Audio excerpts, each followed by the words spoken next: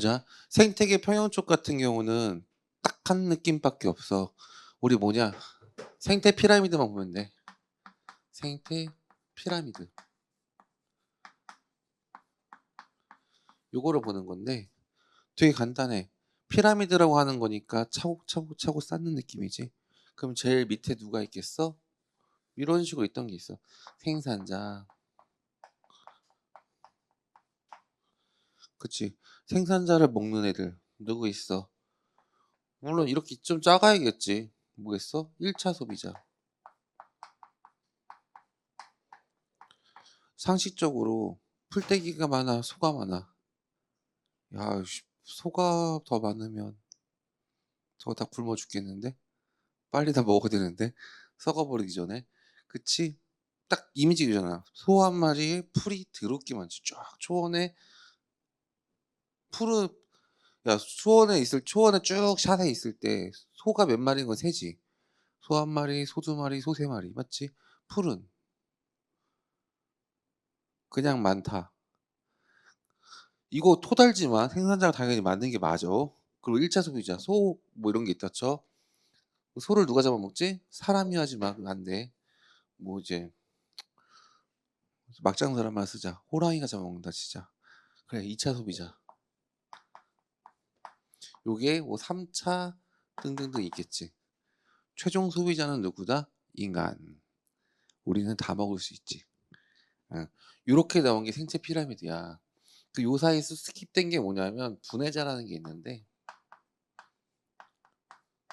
딱 하나야. 생산자, 소비자, 분해자. 요런 식으로 되더라. 이거를 개체수로 설명하는 경우도 있고요. 얘네가 가지고 있는 에너지 총량으로 따지는 경우도 있고요. 여러 가지가 있거든. 근데 확실한 거는 생산자가 제일 많고 소비자가 올라갈수록 줄어든다. 그럼 봐봐. 근데 이제 밀도라는 개념이 나와. 어떤 느낌이냐면은 개체수가 가지고 있는 에너지 밀도라고 본다고 보면 돼. 어느 단계로 갈수록 효율이 높아지겠어? 봐봐. 원시적이야. 일단 먹고 봤어. 먹은 걸 또 먹어. 또 먹어. 그치? 요 단계 올라갈 때마다 로스는 있을 거야. 어떤 부분의 로스야? 보통 열 에너지가 나가거나 로스는 항상 있겠지. 100% 먹지 못하니까 100% 먹었다 하더라도 로스분이 생기니까. 근데 넘어가는 단계별마다 효율은 올라가.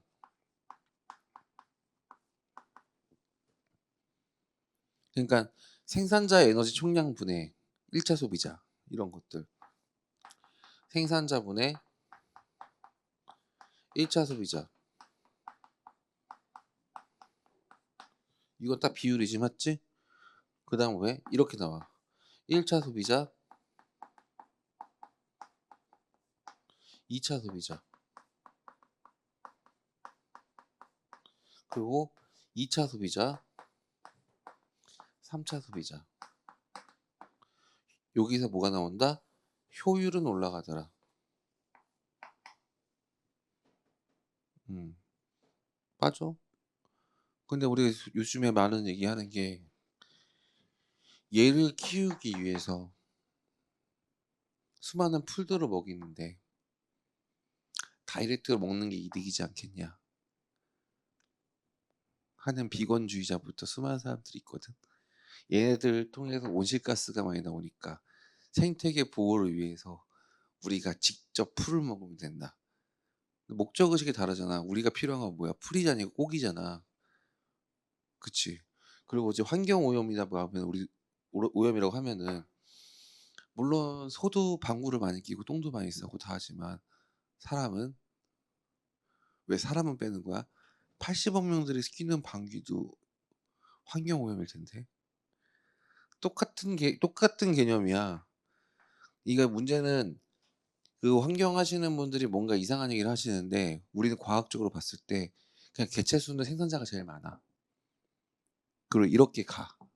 그리고 또 강조할 거 소비자 단계가 올라가면 올라갈수록 효율은 올라가. 효율은 올라가지만 빨아당기는 에너지 양은 줄겠지.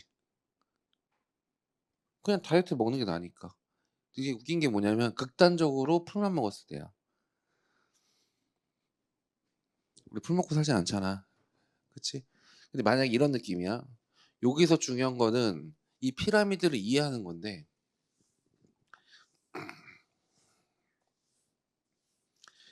건데 봐봐. 어떤 상황에 따라서 1차 소비자가 줄었어. 연쇄 효과를 봐줘야 되거든. 뭐 얘가 단체로 광우병을 걸리든지 어떤 바이러스에 감염돼 가지고 얘가 축소가 됐어. 이렇게 됐어. 어떤 이유로. 그럼 어떻게 될까? 상황이 시뮬레이션 나오잖아. 갑자기 소들이 절반이 사라졌어. 이유 없이. 그럼 어떻게 돼? 소를 먹는 것들이 갑자기 다이어트가 들어가겠지. 그치? 그럼 우리가 그려지는 시나리오는 간단하지. 소들이 사라졌어? 그러면 소를 먹는 애들은 재앙이네? 그치? 그럼 애들 어떻게 했어? 같이 멸절하겠지. 줄겠지. 그치? 그럼 3차 소비자도 또 어떻게 되겠어? 같이 줄겠지. 왜? 먹을 게 없어. 그거 어떻게 가? 같이 축소되겠지. 그럴 때 반대의 급부는 뭐야? 뜨는 애가 줄었어. 그럼 얘는 어떻게 되겠어? 오, 좋아. 안 뜯기니까 커지겠지. 이렇게 되겠지. 그치? 요건 유추할 수 있지. 그럼 그 다음 시나리오는 이제 진정됐어. 동물계는 진정됐어. 이렇게까지. 동물들은 야, 갈 때까지 갔어. 그 다음 어떻게 돼? 생각해보니까 소 입장에서는 천국이야. 먹을 게 겁나 많아. 근데 소들도 산화 제한 같은 게 없잖아. 뭐 사람들처럼 뭐 인구가 폭발할 때 둘만 나와 잘 키우자, 하나 나와 잘 키우자, 뭐 피임법 나오기 시작하고 절대 일하지 마세요. 이렇게 해서 인구 증가를 막을 수 있는데 소들은 뭐 할 텐데 그딴 게 어디 있어? 동물이잖아. 그 얘네 어떻게 했어? 얘네 개념 없이 폭발적으로 처먹겠지. 맞지? 송아지 한 마리 낳고 10마리 낳고 나 송아지 원래 한두 마리밖에 안 낳아. 어. 그 폭발적으로 늘어나겠지. 이런 식으로 늘어나겠지. 음. 그럼 어떻게 했어? 그 사이 풀들이 다 사라져 안 사라져? 그치. 이런 거 뭐라고 하는지 알아 우리? 사라지는 걸? 사막화라고 해. 사막화. 어. 그래서 몽골이나 이쪽도 사막화 나오는 이유가 유목할 때 너무 개념 없이 먹여서 이렇게 되겠지. 이렇게 되면은 소들이 갑자기 팍 늘어났어. 그럼 이제 호랑이들은 개꿀이지. 옛날에는 한, 한 동에 한 마리 살았는데 소들이 딱 보니까 10마리씩 살아. 발에 치여. 그럼 어떻게 했어? 애들도 폭발적으로 성장하겠지. 그 애도 늘겠지. 이렇게 균형을 맞추겠지 다시. 그치? 그러고 나서 보니까 어떻게 됐어? 씨. 이게 없는 거야. 그 애가 굶어 뒤지고 다시 호랑이도 굶어 뒤지고 그 다음도 굶어 뒤지고. 그래서 결국엔 뭐야? 이거를 계속 반복하면서 생체 피라미드는 이런 식으로 안정적으로 굴러가더라. 단 뭐야? 외부 요인이 없으시. 이게 우리가 원하는 생태계야. 되게 중요한 거야. 외부 요인이 없어야 돼. 외부 요인이 절대 없을 때 요런 식으로 되더라. 그래서 요거를 항상 유지하더라. 그럼 여기서 이제 설명하기 위해서 나오는 개념이 뭐가 나오냐면 먹이사슬이 나와.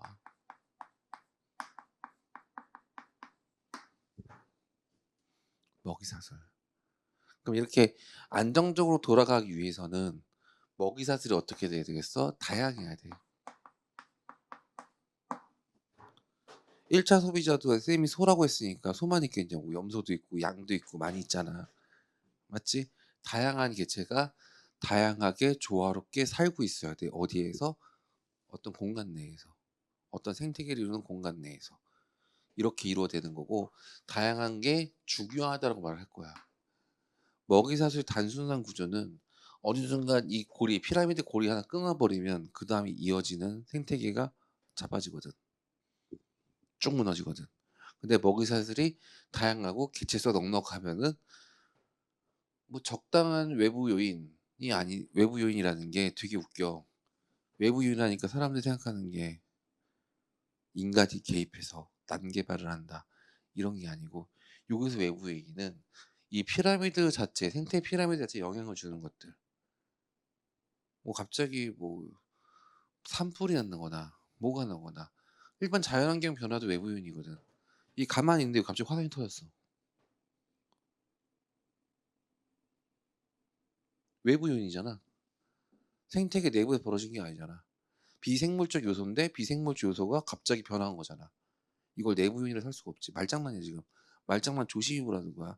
우리가 외부적 요인이니까 우리가 갑자기 길을 뚫어 가지고 고라니가 못 넘어가게 했다 이런 게 아니고, 갑자기 있는데 산사태가 났고 요게 개체수에 영향을 주는 것들이 바뀌는 거고. 근데 외부 요인이 없다고 한다는 이유는 뭐냐면 이럴 때 이렇게 되는 거지. 그리고 지금 환경적인 외부 요인은 인간이 뭔가 장난을 치거나, 장난을 치기 두 가지지. 첫 번째 환경 파괴. 두 번째 뭐야? 집에서 기르던 거북이를 바깥에 풀어놓거나 외래종 유입. 음. 그래서 원래는 우리가 주로 하는 외부 요인은 딱 이거지. 별거 없어. 난개발 그리고 외래종 유입.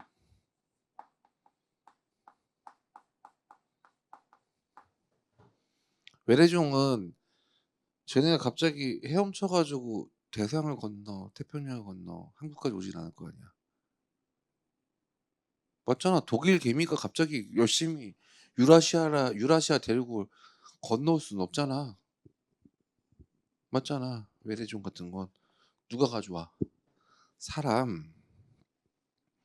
사람. 음. 요렇게 표현하더라 이거지. 그다음 보면은 이제 에너지 흐름을 보면은 생태 피라미드에서 이제 에너지 흐름을 좀 봐줘야 똑같아. 아까 얘기했던 거야. 책에서 나타나긴 할 거야. 이런 식으로 에너지 흐름을 이렇게 나오거든. 이렇게 나온 게 있을 거야. 똑같아. 책에서. 그 에너지 피라미드, 생물량 피라미드, 뭐 개체수 피라미드. 그래서 에너지 피라미드 똑같아.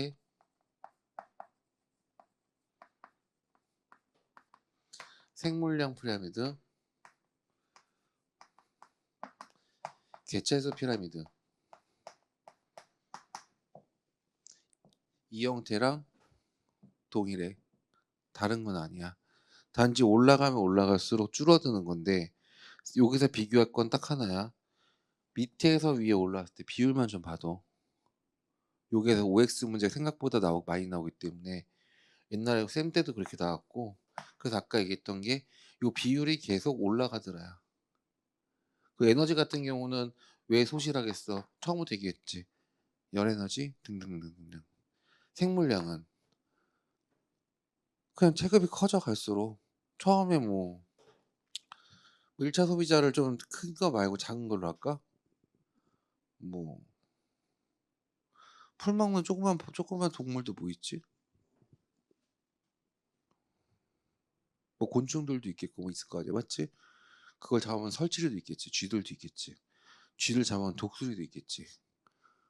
쥐를 잡으면 삭, 뭐 고양이 이런 것도 있겠지. 고양이를 잡으면 독수리 있겠지. 계속 갈수록 체급이 커지잖아. 이거 뻔한 거고. 생물량, 생물량이 밑에가 왜 많겠어? 인간들 이렇게 딱 하나지? 뭐 쪼매난 개미도 봐봐.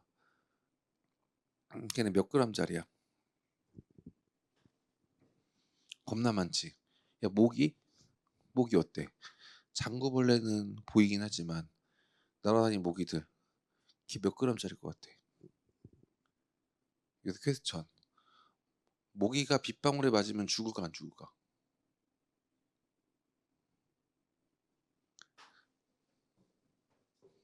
왜 갑자기 고민을 해? 모기가 빗방울 안에 들어가.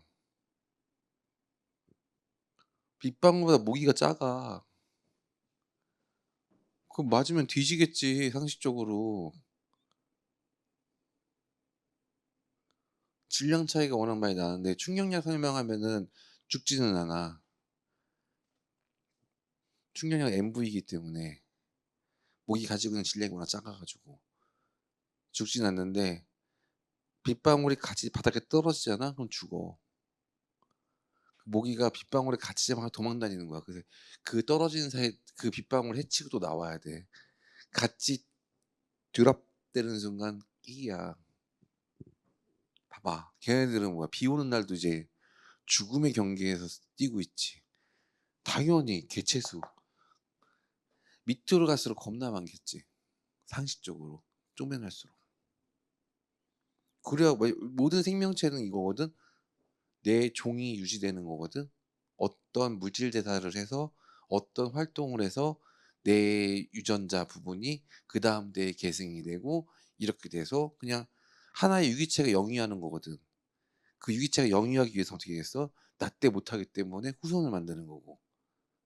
인간이야 뭐 고등 진화된 고등 동물이기 때문에 자아가 있고 나에 대해서 뭘 생각을 하고 문명을 만들고 뭐 토론도 하고 뭐도 하고 이제 꿈을 위해 달려가지만 거기까지 디벨롭되지 않은 애들은 유기체의 가장 기본 똑같은 걸 카피한다야. 세균들 봐봐. 하등할수록 어떤 느낌이냐면은 무성생식을 많이 해. 유전자 교환이 없어. 야, 이 환경 좋다. 똑같은 것도 계속 증식시켜. 왜? 언제 뒤질지 모르니까. 일단 흐트려서 많이 갖다 놓은 다음에 그 다음에 비상 상황이 생겨. 야, 큰일 났다. 내가 A 줄게. T 줘봐. G 줄게. C 줘봐. 염기 교환하면서 유성생식하면서 딱 환경에 버티는 애들만 남기는 거지. 그러면서 그걸 우리 뭐라 한다? 돌연변이라 하지. 그게 누적되면 진화라고 하는 거고. 우리는 그 정도까지는 하등한 것들이 아니잖아. 그렇지만 체급이 작고 개체가 작으면 작을수록 생존을 위해서 애기들도 많이 낳고 새끼들도 많이 낳아. 어리 봐봐. 알 몇 개까. 알밥은 먹어봤지만 그 알이 얼만큼 있는지는 세보긴 했니? 단 한 번이라도? 그냥 날치알밥 이런 거 많이 먹었는데 그 알이 도대체 몇 개야? 먹어보신 분, 세보신 분. 그 한 입에 물고기 몇 마리 들어갔니? 이렇게 생각하면 힘들어지지. 그치. 그래서 개체수라는 게 항상 이거야. 이건 고민할 게 아니야. 밑으로 내려가면 내려갈수록 개체수는 당연히 많은 거야. 생물량 당연히 많은 거야. 왜? 우리는 취사 선택해서 잡아먹기 때문에. 다 먹고 있는 게 아니잖아. 남기는 미덕 있잖아. 얘네들도 남기지 않았기 때문에 같이 주는 거야. 인간이라고 치면 인간도 그거 조절 못해. 좋다 싶으면 열심히 증식해. 지금 전 세계 인구 중에서 가장 문제가 되는 지역이 뭐냐면 이런 말 하면 되게 뭐한데 좀 위험 발언이긴 한데 선진국 계열들은 출산율이 1에서 왔다 갔다 해. 1.2 인구 감소형이야. 근데 지금 아프리카 쪽 아프리카 쪽 이집트, 에티오피아 이런 데는 에티오피아 인구 1억 3천이 넘어. 우리 한반도 인구 5천만 시절 때 2천만밖에 안 되는 애들이야. 우리가 5천만에서 4, 5천만에서 지금 우리 한반도 8천만이지. 남북한 합쳐가지고 1.5배 증식할 때 저것들 7배 늘렸어. 그 속도가 줄어들질 않아. 이게 사회 문제기는 해. 환경이 좋은 거 걔네들 입장에서는 살만하니까 낳는 거야. 그것도 뭐라는 거 아니야. 우리가 안 낳는 이유는 딱 하나야. 환경이 안 좋기 때문에 출산을 안 하는 거야. 좋은 환경은 아니잖아. 대한민국 자체가. 근데 걔네들은 그 우리의 기준과 좀 다른 거야. 행복의 기준도가 다른 거야. 이 정도면 살만하다야. 우린 그렇게 살려면 살아? 6.25 끝났어? 우리 그렇게 못 살지. 우리는 세계적인 탑 클래스 나라기 때문에 그 정도의 문화랑 그 정도 영유하기 위해서 넘겨주는 거거든. 준비된 자만 받아라. 그러니까 인구가 줄어드는 거야 계속. 그러면 대한민국 인구는 지금도 증가하고 있습니다. 이거 바탕으로 지금 아까 설명했던 게 뭐냐면 요게 뭐야? 생태계 평형이야. 생태계 평형. 그다음 페이지 남쪽인데 한 번에 설명했는데 생태계 평형은 어떻게 한다? 어떻게든 외부 요인이 없으면 일정하게 유지되려고 한다. 이게 자연적인 자연스러운 현상이야. 그래서 원래 생태계를 유지할 때는 인간의 개입이 있으면 안 돼. 냉정하게 희귀종 보존하는 거는 왜 지금 희귀종 멸종위기종을 보존할까? 왜 할 것 같아? 인간이 외부 온도를 기입을 했지. 온난화를 만들었지. 인간이 지금 나름 문제가 있지. 응. 100년 사이에 물을 따끈따끈하게 만들어가지고 이 가파른 속도면은 빙하기까지 올 수 있을 정도로 빙하기가 온다니까. 지금 무서운 얘기하고 있지. 빙하기가 온다니까 잘 수 없으면. 선생님 갑자기 헛소리 하지 마세요가 아니라 빙하기가 올 수가 있다니까 오히려 역으로. 아니야 해수 온도가 올라가면 빙하기가 와. 위부터 다시 얼어. 잘못 꺼뜨리면 안 돼. 그 해수의 흐름이 있어. 기본적인 흐름이 표, 이 표층순환이 있고 심층순환이 있어. 심층순환을 건들면 안 돼. 근데 지금 심층순환이 망가지기 시작했어요. 심층순환의 시작이 어디냐면은 해수차 밀도에 따라 가지고 큰 흐름이거든. 대서양과 태평양을 아우른 전체 흐름이야. 그게 한 바퀴 도는데 200년이 걸려. 되게 중요한 흐름인데 그게 지금 안 되기 시작하고 있습니다. 그 제일 중요한 땅이 어딘지 알아? 그린란드 쪽이야. 북대서양 쪽. 그린란드 쪽 앞바다부터 물이 내려오기 시작하면서 전체 한 바퀴 돌리는 거거든. 근데 그러려면은 그린란드의 빙하가 필요해. 차갑게 눌러줘야 되니까. 빙하가 없으면 어떻게 돼? 내려가려고 하는데 민물이 밀어내. 그럼 이게 들어가 안 들어가? 안 들어가지. 그럼 펌프질을 해야 되는데 안 들어가지. 그럼 잘 되겠냐고. 근데 해수 온도가 올라가면 올라갈 때마다 빙하기가 다시 와. 이게 루틴이야. 이게 열순환이 잘 돼야지 적정하게 온도가 유지되는데 잘 안 되면 더운 데는 덥고 추운 데는 추워. 빙하기라 그래가지고 막말로 얘기해서 적도가 빙하가 있는 게 아니야. 우리들의 빙하기 기준을 잘 알아야 돼. 빙하라 그래서 전 지구가 꽝꽝 얼어붙은 게 아니라 그때도 동물들은 살았어. 응.